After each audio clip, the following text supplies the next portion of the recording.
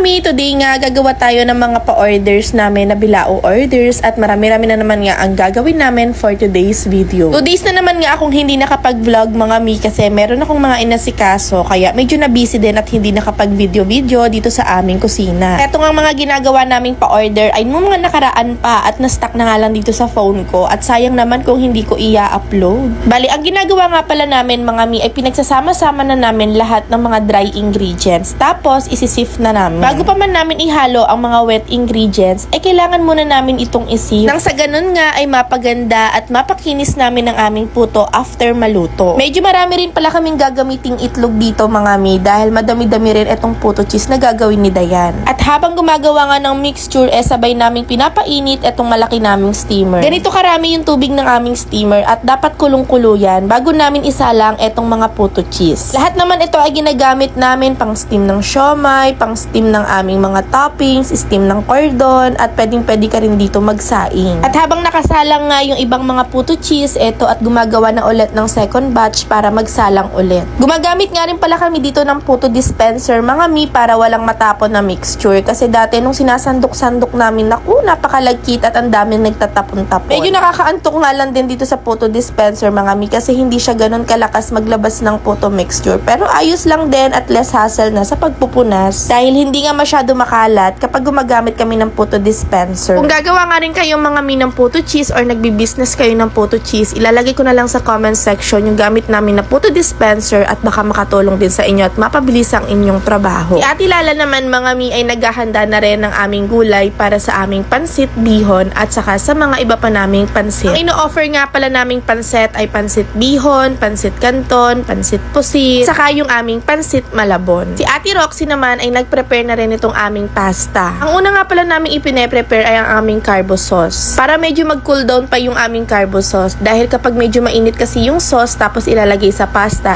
mag-overcook na rin yung pasta dahil sa init ng sauce. Ganito nga pala karami yung serving ng aming 12 inches mga mi. Ang 12 inches namin mga mi ay medyo malaki po siya sa regular na plato. Ganitong size ng bilao ay 3 to 4 packs po ang estimated namin na po pwedeng makakain. Marami-rami nga ang pa-order namin ng mga araw na to kaya naman nag-restock na kami ng aming sulit gas mga mi dahil nga nakakatakot at baka maubusan kami habang nagluluto. Late na nga pala namin naluto itong maha blanca kasi mga after lunch pa naman ito kailangan. Kaya ayan mga mi, pinrepare na rin namin after namin makapagluto ng ibang mga putahe. Yung maha nga pala na iniluto namin mga mi ay may magkakaibang sizes. Merong large, merong small at merong medium. Napakadali lang naman ding i-prepare nitong aming maha blanca mga mi basta meron kayong exact measurement at saka ito medyo nakakangalay lang kapag ka iniluluto dahil dito halo ka talaga ng halo. Nagtataka nga kayo mga mi bakit kulay yellowish yung aming maha blanca naglalagay po kami dito ng margarine at saka nag-add din po kami dito ng cream corn kaya siguro nagkakaroon siya ng konting kulay. Mostly kasi yung maha blanca na nakikita natin ang mga traditional color talaga ay kulay puti. Dito nga mga mi ay nagpe-prepare na rin kami ng aming pasta. Bali na ilaga na nga pala namin tong pasta mga mi tapos ititimbang lang po namin yan para saktong-sakto sa mga serving namin na bilao. After ng pasta mga mi ay lalagyan na rin natin ng spaghetti sauce. Bali etong spaghetti sauce namin ay may takal din pong bilang kada serving. Medyo madami pa yung spaghetti sauce namin mga mi at marami pa kaming isa-serve na spaghetti pero yung inuna muna namin ay yung aming pang party box. Yes mga mi, may party box po tayo sa mga bago naming followers o sa bago naming mga manonood. Yung party box namin mga mi sa mga lowest price namin starting 1,329 pero iba-iba pa rin po yung presyo depende po sa putahe na ipapalagay ninyo. At sa party box namin mga mi, available pa rin ang aming 3 for 1K, 3, 5 at iba pang mga packages.